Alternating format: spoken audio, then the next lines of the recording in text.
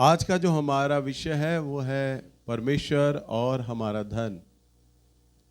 परमेश्वर अलग है और हमारा धन। धन की तो सभी को आवश्यकता है या नहीं? और कितने लोग धनी बनना चाहते हैं? अरे एक या दो लोगों ने हाथ खड़ा किया है, 3 4 5 7 बस है? मैं जानता हूं सब लोग धनी बनना चाहते हैं, पर हाथ इसलिए नहीं खड़ा कर रहे। भैया चर्च में आए हैं, बाहर पूछते तो जवाब देते हैं, या तुम साधु संत बन गए हैं, मोह माया से क्या लेना है।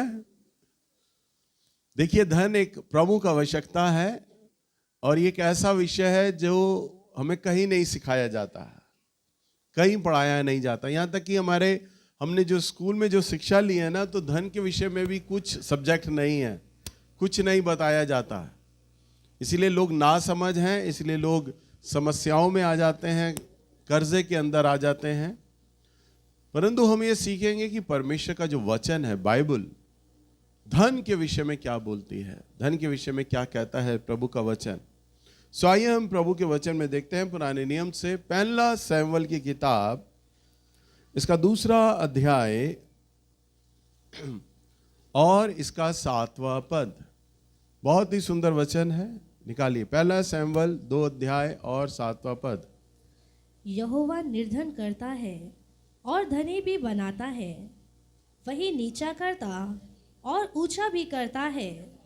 वह कंगाल को धूलि में से उठाता और दरिद्र को घूरे में से निकाल कर खड़ा करता है, ताकि उनको अधिपतियों के संग बिठाए और महिमा युक्त सिंहासन के अधिकारी बनाए। हालेलुया। देखिए कितनी सुंदर बात है। लिखा है यहोवा निर्धन करता है और धनी भी बनाता है। यानी कि आपकी अकल, आपकी योग्यता, आपकी योजनाएं, आपकी मेहनत आपको धनी नहीं बनाती। कितने सालों से आप लोग कोशिशें कर रहे हैं कर्जों से बाहर आने की। कितने साल हो रहे हैं आप एक सफल जीवन को जीने के लिए। कितने साल हो गए हैं आप मेहनत कर रहे हैं। आप आलसी भी नहीं है, मेहनत कर रहे हैं, ओवर टाइम लगा रहे हैं, पर अमीर नहीं बन पा रहे। कितने साल हो गए हैं कि आप लोग हर तरह का यत्न कर रहे हैं। ये अगला आने वाला साल मैं अपनी आर्थिक चीज़ों से, आर्थिक अभाव से ऊपर उठूंगा, मैं अब धनी बनूंगा।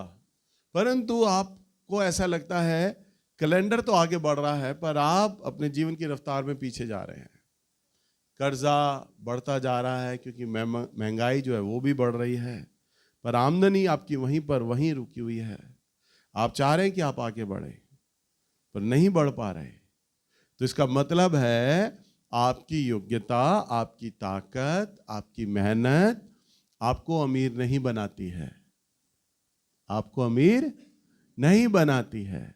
प्रभु का वचन कहता है यहोवा निर्धन करता है और धनी भी बनाता है।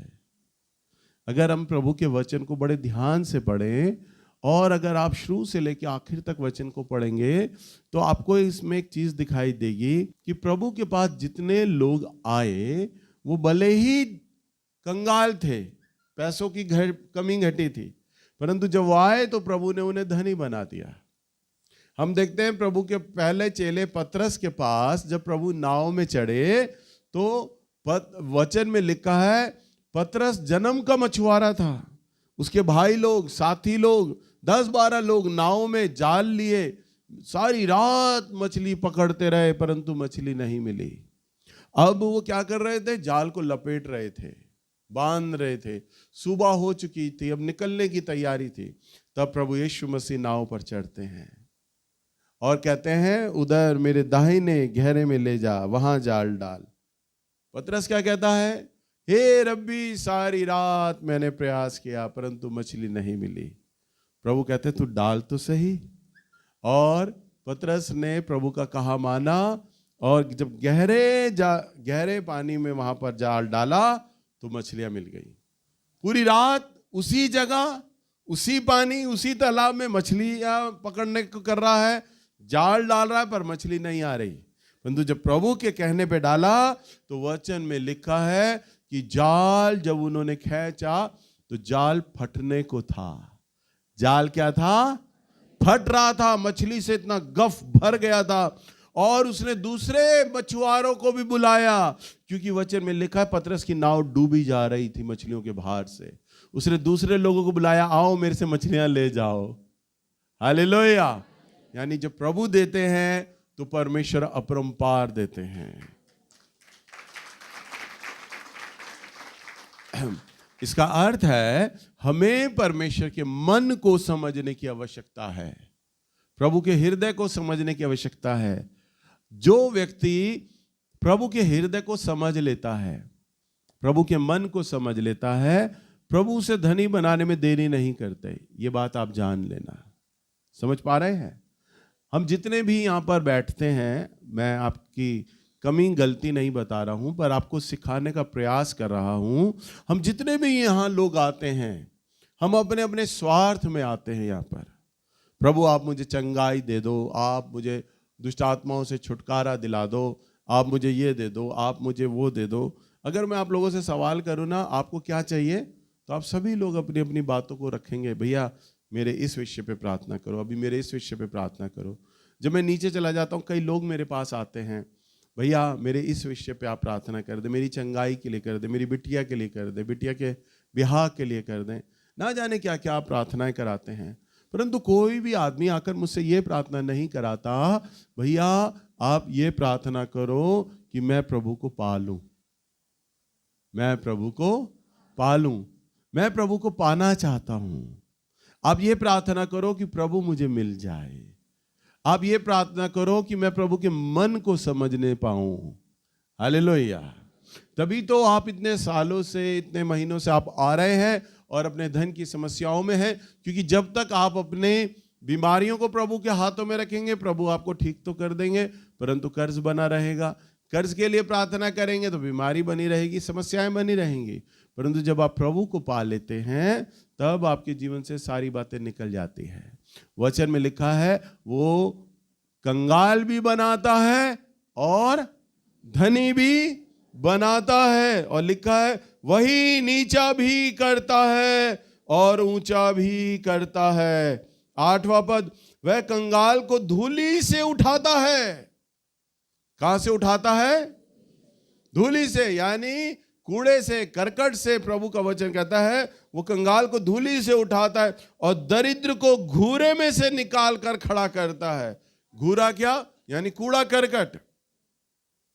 गरीब को, कंगाल को वो घूरे से निकाल कर खड़ा करता है, ताकि उन अधिपतियों के संग बैठाए।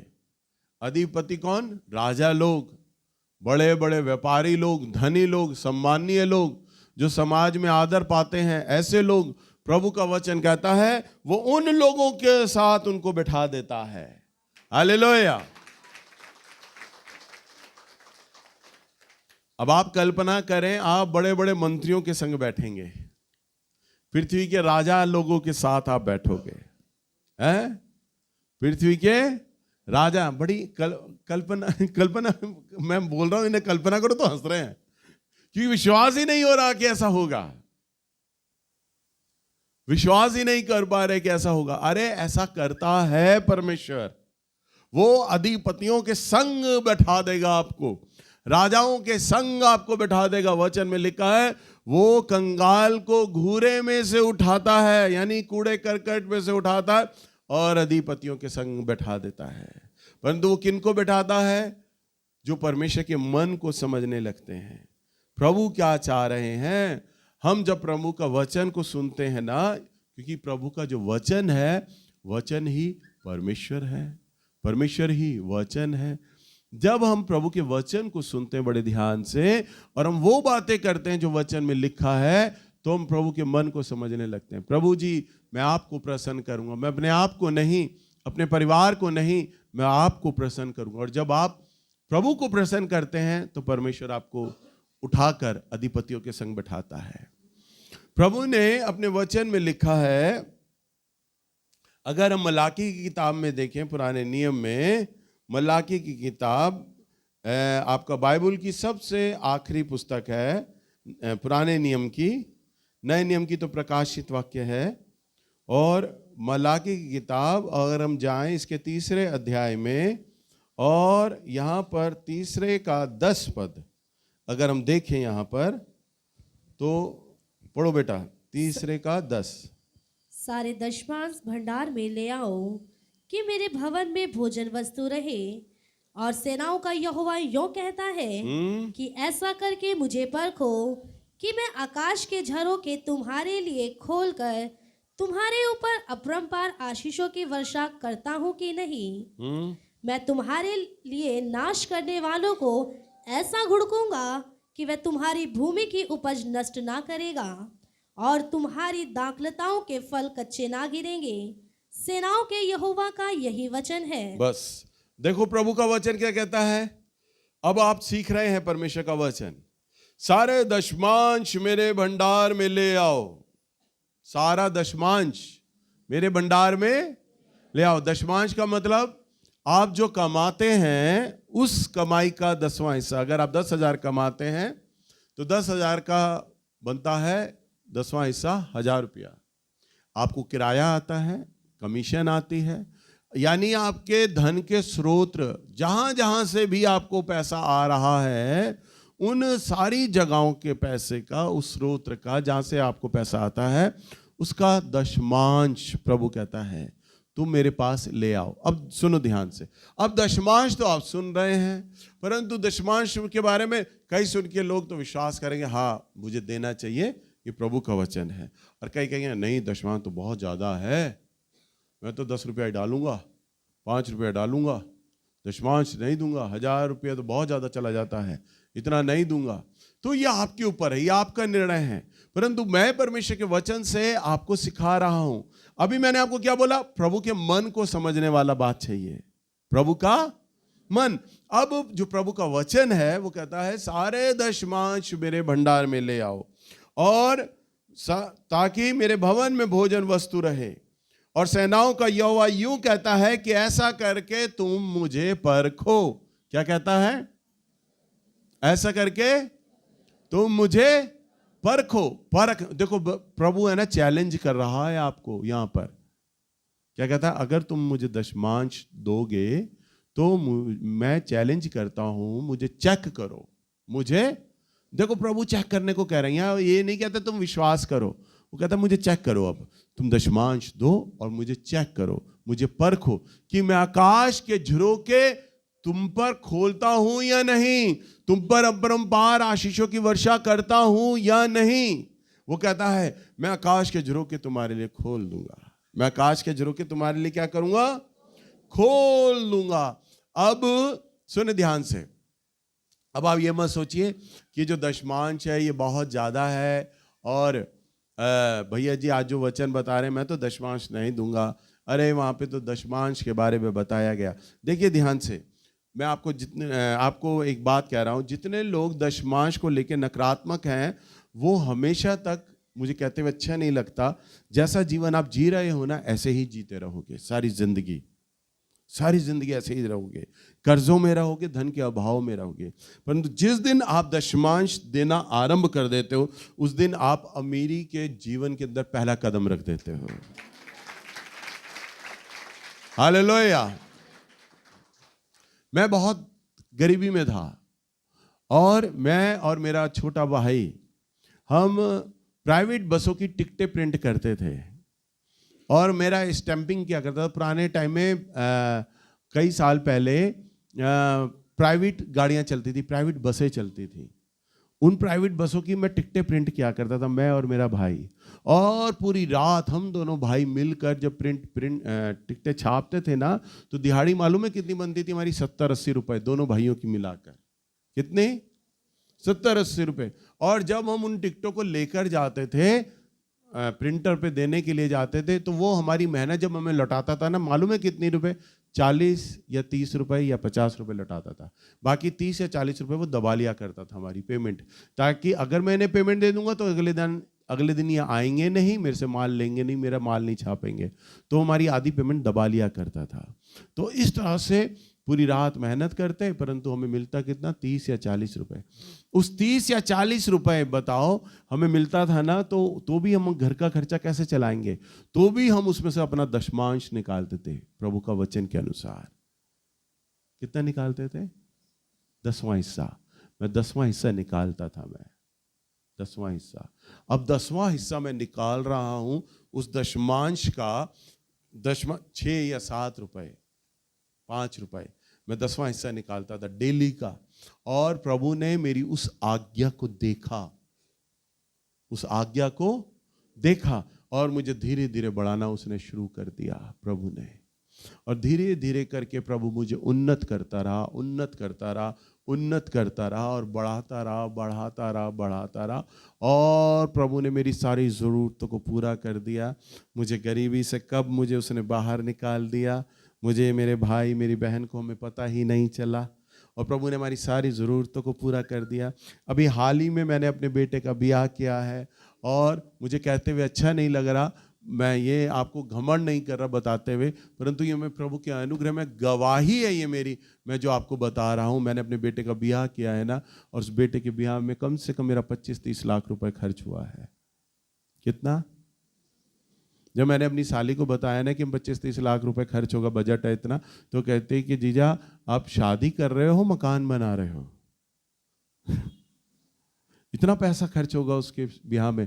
परंतु हमने किया, 3 स्टार प्रॉपर्टी के अंदर हमने उसका ब्याह किया, अच्छे से किया। अभी मैं और संजय बात कर रहे थे, हम शान का ब्याह कहाँ करेंगे। वो कहता है भैया अभी आपने 3 स्टार प्रॉपर्टी में किया है, 5 स्टार के अंदर आप करोगे। हमने कहा हम परी का ब्याह कहाँ करेंगे। उसने कहा 7 स्टार में आप करोगे, क्योंकि प्रभु आपको बढ़ाता जाएगा तब तक, तो और कुछ सालों में। हालेलुया।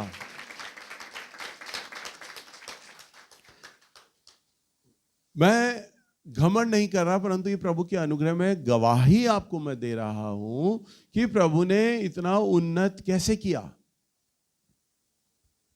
50 रुपए कमा रहे थे ना, 5 रुपए दे रहे थे प्रभु को।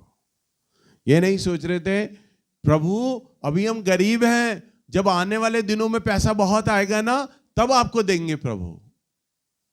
प्रभु हमारे प्यार को देखता है, तुम मुझे कितना प्यार करते हो, क्या तुम थोड़े में। प्रभु अपने वचन में एक बात बड़ी अच्छी कहते हैं, जो थोड़े में विश्वास योग्य है मैं उसे बहुतों का अधिकारी बनाऊंगा।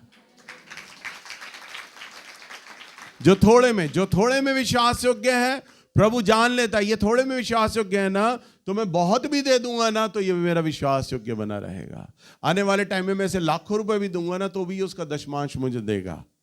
प्रभु जानते हैं। हालेलुया। एक बड़ी सुंदर गवाही है। एक मोची हुआ करता था, और एक बारी वो एक ऐसे ही चर्च के बाहर से होकर गुजर रहा था, और वो मोची इस तरह का था, उसकी दुकान नहीं थी। वो जैसे आप लोग कई लोगों को मोचियों को देखते हैं ना, जो जूते को पॉलिश करते हैं, रुककर सड़क पर छोटे छोटे लड़के होते हैं और जूते पॉलिश करते हैं, लोग उन्हें 5 रुपए 10 रुपए देते हैं और जूते पॉलिश कराते हैं वहीं पे खड़े खड़े। तो वो मोची ऐसा था, जूते पॉलिश किया करता था। और तब एक पादरी साहब ऐसे ही वचन प्रचार कर रहे, बाहर स्पीकर लगा हुआ था, आवाज आ रही थी सड़क पर, और जब वो जा रहा तो उसने वो सुना कि प्रभु का वचन कहता है तुम मुझे दशमांश दिया करो। अब जब वो सड़क पर जा रहा था ना मोची अपनी पेटी को लेकर, अचानक उसके कानों में जब प्रभु की आवाज आई ना वचन की, उसे वचन बड़ा अच्छा लगा। वो अंदर जाके चर्च में बैठ गया और वो वचन को सुनने लगा कि सारा दशमांश मेरे भंडार में लाओ। और जब वो सुन रहा तो उसने कहा अब से मैं ऐसे ही क्या करूंगा। अब जो भी उसे डेली इनकम मिलती है, अगर वो 10 रुपए कमाता तो 10 रुपए का जो दशमांश बनता है 1 रुपया, तो वह 1 रुपया उसी चर्च में लाकर वहां दान पात्र में डाल देता। रोज वो ऐसे ही करने लग गया। जो उसे मिलता डेली का डेली जितना भी मिलता, वो उसका 10वां हिस्सा वो दान पात्र में वहां डालने लग गया। अब प्रभु उस मोची के संग हो लिया, क्योंकि वो परमेश्वर की आज्ञा का पालन कर रहा था, वो दशमांश निकाल रहा था। प्रभु उस मोची के संग हो लिया, और प्रभु ने एक कस्टमर उसे मिला, एक मिलिट्री का मेजर उसे मिला, उसने उसके जूते पॉलिश किए। अब प्रभु देखो वचन में क्या लिखा है कि वो क्या करता है, कंगाल को धनी बना देता है। क्या करता है? कंगाल को। अब उसे एक मेजर आदमी मिला, ये परमेश्वर की योजना है, और उसने मेजर के जूते पॉलिश किए है। और मेजर ने देखे, अरे तूने तो बड़े अच्छे, अरे मोची तूने मेरे जूते चमका दिए, बड़े अच्छे जूते पॉलिश किए बेटा। वो कहता है, देख मेरी रेजिमेंट वहां फलानी फलानी जगह रुकी है, 450 लोग हैं मेरी सेना में, रोज मेरे सैनिक जूते पॉलिश करते हैं। ऐसा है, मैं तुझे वहीं जगह दे देता हूं, वहीं ठिया दे देता हूं, तो वहीं पर जूते पॉलिश कर सबके। अब वो मोची को सड़कों पे धूप में घूमता था, अब उसको एक पूरी सेना का रेजिमेंट में उस जगह मिल गई, ठिया मिल गया, मेजर ने ठिया दे दिया। अब वो 450 लोगों के जूते वहां पर पॉलिश करता, पूरा दिन भर जूते पॉलिश करता, काम अच्छा हो गया। वो उसने सोचने लगा, काम मैं सड़कों पे फिरता था और बाहर घूमता था, मुझे इतने ग्राहक ही नहीं मिलते थे, अब एक ही जगह मुझे सारे ग्राहक मिल जाते हैं, मेरा काम अच्छा चलने लग गया है। अब मैं प्रभु को 10वां हिस्सा नहीं दूंगा, अब मैं 20वां हिस्सा दूंगा। कितना? मैं 100 रुपया कमाता हूं तो 20 रुपया मैं प्रभु को दूंगा। वो 20% प्रभु को देने लग गया। अब परमेश्वर ने देखा, मैंने तो अपने वचन में आज्ञा को दिया है कि 10वां दो, परंतु ये तो 20वां हिस्सा दे रहा है, ये मुझसे इतना प्रेम करता है। और प्रभु उस मोची के संग हो लिया। प्रभु ने फिर उस मेजर के मन से बात करी, क्योंकि वो कंगालों को धनी बनाता है और कंगालों को घूरे से उठा देता है और अधिपतियों के बीच में बैठा देता है वो ले जाके। हालेलुया।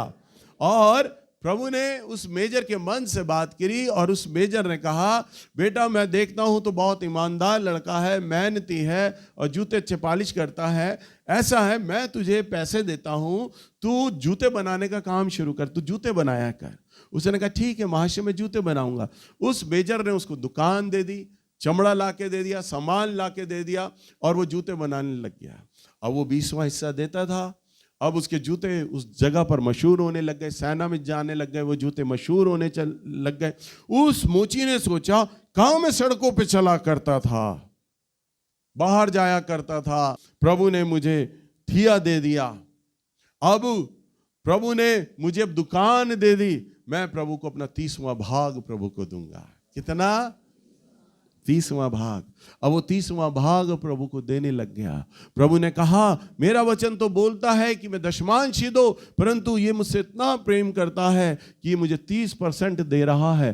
प्रभु ने उसके जूते को पूरे शहर में और पूरे उस देश में मशहूर करता चला गया।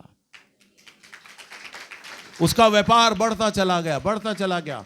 उसने 40% परमेश्वर को देना आरंभ कर दिया। परमेश्वर उसके जूतों को देश विदेश में ले जाने लग गया, देश विदेश में। फिर 50%, फिर 60% और फिर 70%। 70% पर आकर वो टिक गया। आज भी वो मोची 70% दे रहा है। और उस मोची का नाम मालूम है क्या? रायसन बाटा। बाटा नाम के जूते पहनते हो ना, वो एक विश्वासी व्यक्ति है और उसने प्रभु को आज 70% देता है। कितना? अगर आप किसी को कहो ना, भाई ये मैंने बाटा का जूता लिया, 2 महीने में फट गया, टूट गया, तो सामने वाला बाटा को दोष नहीं देगा, आपको दोष देगा। घोड़े के पैर हैं तेरे, जो तूने इस जूते को फाड़ दिया। वो बाटा को दोष नहीं देगा। दुनिया भर की कंपनियां आ गई, एक से एक जूतों की कंपनियां, नंबर 1 पे बाटा है। क्यों? परमेश्वर का हाथ है उस पर, प्रभु की कंपनी है वो। कोई भी कंपनी बाटा को डिफीट नहीं कर पाती। थोड़े दिन के लिए आते, चमक धमक आती है जूतों की, फिर बैठ जाती है वो कंपनी। पता नहीं कितनी आ गई, लिबर्टी आ गई, लखानी आ गई, अगड़म सगड़म आ गई, पता नहीं प्यूमा आ गई, पता नहीं कितनी आ गई, परंतु बाटा बाटा ही टिका हुआ अभी तक। हालेलुया। क्योंकि परमेश्वर है उसके साथ, क्योंकि वो घूरे से उठाता है और अधिपतियों के संग बैठा देता है। हालेलुया। परमेश्वर के वचन में वो सामर्थ है। मैंने दशमांश दिया, प्रभु ने मेरी कंगालपन को इतना दूर किया है। मैं आपके सामने एक जीवित गवाही हूं। प्रभु, जब आप प्रभु को अपना दशमांश देते हैं, तब परमेश्वर आपके कंगालपन को इस पीढ़ी से पूरा गायब कर देगा और आने वाली भी जो नस्लें हैं ना, आने वाली भी जो पीढ़ियां हैं ना, कभी गरीबी का मुंह ना देखेंगी। हालेलुया। आपने कितने लोगों का नाम बेनीहीन का नाम सुना है? प्रभु के दास बेनीहीन। बेनीहीन, अच्छे से हाथ खड़ा करो। प्रभु के एक बहुत सामर्थी दास हैं, इंटरनेशनल प्रचारक हैं, बेनीहीन। इस समय उनके पास करोड़ों और अरबों रुपया है। वो अपनी गवाही में बताते हैं, जब वो लड़की देखने गए तो लड़की के बाप ने एक सवाल किया उनसे। आप भी लड़की देखने गए होंगे, लड़की के घर वालों ने आपसे पूछा होगा।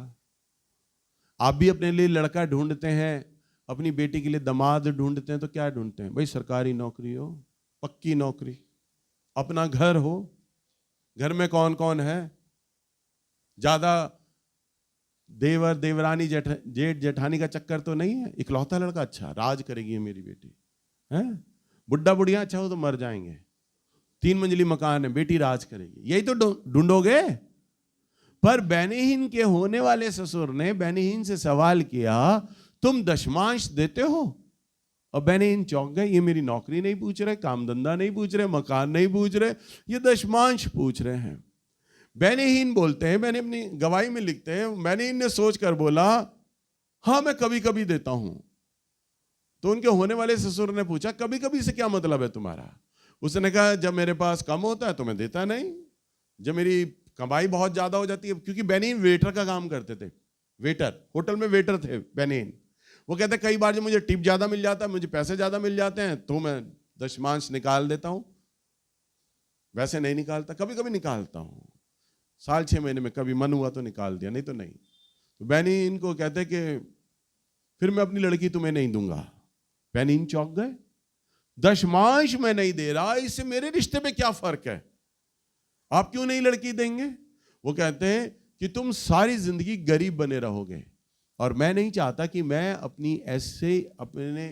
अपनी लड़की एक ऐसे आदमी के हाथ में दूं जो गरीब बना रहेगा। बेनीहीन को बात चुभ गई, ये बात अजीब कही। उन्होंने कहा, ये रिश्ता नहीं हो सकता। उन्होंने कहा, जब तुम दशमांश देने लगोगे बेनीहीन, तब मेरे पास आना लड़की का हाथ मांगने। तो बेनीहीन बता दे, वो कई महीने तक अपना दशमांश देते रहे, और तब बेनीहीन की गरीबी दूर होने लगी, और तब बेनीहीन ने जाकर बताया, मैं दशमांश देने लगा हूं और प्रभु की आशीषें मेरे ऊपर आ रही हैं। तब उन्होंने अपनी लड़की का हाथ उनके हाथ में दिया, और वह वेटर, वह दशमांश देने वाला, आज प्रभु ने उन्हें अरबोपति बना दिया। हालेलुया। समझ पा रहे हैं आप? जब आप ईमानदारी से, पूरी लगन के साथ, बड़े प्यार के साथ अपनी उस भेंट को प्रभु के हाथ में देते हो, अपने दशमांश को देते हो, तो परमेश्वर उसे लेता है और उसे आशीष देता है, और आप ही को वो लुटा देता है वापस। बाटा ने क्यों 20वां हिस्सा देना शुरू कर दिया, क्यों 30वां हिस्सा देना शुरू कर दिया? क्योंकि दशमांश देने के बाद जो हमें प्रभु रिटर्न करता है ना, वापस जो आशीष रिटर्न करता है, हमें दशमांश बहुत छोटा लगता है उसके आगे। अरे प्रभु, मैंने तो आपको थोड़ा ही दिया था, आपने तो कई गुना मुझे करके लौटा दिया है। तब मन करता है, अरे मैं 20वां हिस्सा दूंगा, मैं 30वां हिस्सा दूंगा। और तब क्यों? क्योंकि प्रभु और बढ़ा कर हमें वापस करने लगता है, तब हमारी हिम्मत बढ़ने लगती है, तब हम देने लगते हैं। बाटा क्यों 70% तक आकर टिक गया? क्योंकि अब 30% में उसको सैलरी निकालनी है, चमड़ा लेना है, जूतों का सामान लेना है, खर्चे करने, वो 30% पे खर्चे निपटाता है, और 70% वो परमेश्वर के नाम के निकाल देता है। हालेलुया। इसलिए जब आप भी अपने इस वचन के अनुसार अपनी भेंटों का दशमांश प्रभु को आप देते हैं, जिस दिन आप ये विचार करने लग गए, आज चर्च में दशमांश के बारे में प्रचार कर रहा था, हम पैसा मांग रहे थे, हम नहीं जाएंगे, भैया लालची हो गए हैं। देखिए, आपके दशमांश देने या ना देने से मुझे कोई फर्क नहीं पड़ता, प्रभु जो मुझे आशीष दे रहा है वो बहुत आयत से दे रहा है। कोविड जब हुआ था तब चर्च हमारा बंद था, लॉकडाउन था, कोई भी घर में आके भेंट तक नहीं डाल पाते थे, क्योंकि सड़क पर पुलिस वाले घूम रहे थे। परंतु परमेश्वर ने मेरे खर्चों को तो भी ओढ़ा था, तो भी पूरा किया था, और लॉकडाउन के टाइम पे तो प्रभु ने मुझे मकान दिलाया था। तो आप समझ लीजिए, प्रभु अपने लोगों की रक्षा करता है, उन्हें संभाल कर रखता है। परंतु मैं आपको ये वचन इसलिए बता रहा हूँ क्योंकि आप मेरे अपने हो, आप मेरी भेड़ें हो, और मैं नहीं चाहता मेरे चर्च का कोई भी आदमी गरीब बना रहे, मैं नहीं चाहता। मैं नहीं चाहता, मेरा परमेश्वर भी ये नहीं चाहता, क्योंकि बाइबल इस बात की गवाह है। उसके पास लोग आए तो गरीब, परंतु गरीब बना ना रहे, प्रभु ने उन्हें धनी बना दिया। अरे जब आप धनी बनोगे तभी तो आपके परिवार के लोग, आपके रिश्तेदार, आपके पड़ोसी आपसे पूछेंगे, अरे कहां जाते हो, किस परमेश्वर को मान रहे हो, कैसे अमीर बन गए, हमें भी तो बताओ। प्रभु आपको अमीर करके आपके जीवन में उस गवाही को बना देगा, क्योंकि वो वचन में लिखता है कि मैं घूरे से कंगाल को खड़ा करता हूं और अधिपतियों के साथ बैठा देता हूं। हालेलुया। सो प्रभु आपको आशीषित करना चाहता है। जो व्यक्ति आज इस वचन के अनुसार अपने जीवन को चलाता है या चलाएगा या संकल्प ले रहा है, मैं आपसे कह रहा हूं, मैं सच सच आपसे कहता हूं, प्रभु के वचन में डर कर आपसे गारंटी में आपसे बात बोलता हूं कि आज से आप अपने कंगालपन को छोड़ने जा रहे हैं। आप धनी होने के जीवन में आप प्रवेश कर रहे हैं। प्रभु आपको बढ़ा रहा है।